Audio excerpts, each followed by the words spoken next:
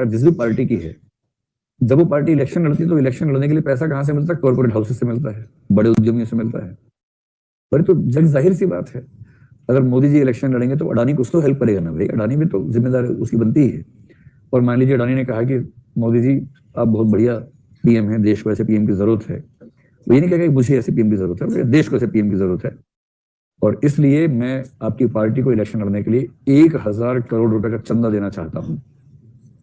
चंदा, अब है तो चंदा ही, लेकिन इलेक्शन जीतने के बाद जब अडानी जी कहेंगे मोदी जी को कि मोदी जी कुछ मांग नहीं रहा हूं, वो तो मैंने देश की सेवा के लिए दिया था, पर ऐसा हो जाता तो ठीक रहता, थोड़ा देख ली, दबाव तो आ ही जाएगा, चाहे मोदी जी हो चाहे कोई दूसरा नेता हो, दबाव तो आ ही जाएगा।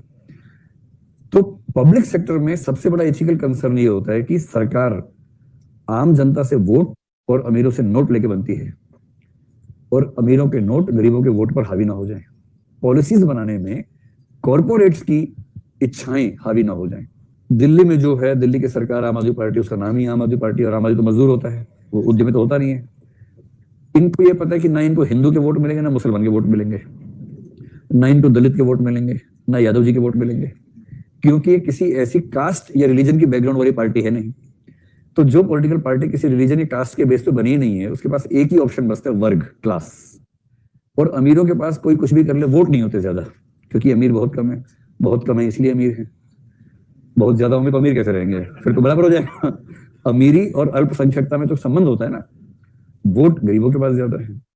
इसलिए इस पार्टी ने सिद्धांत बना लिया कि चूंकि किसी धर्म, किसी जाति के वोट तो मिलने नहीं है, तो हम गरीबों के वोट लेंगे।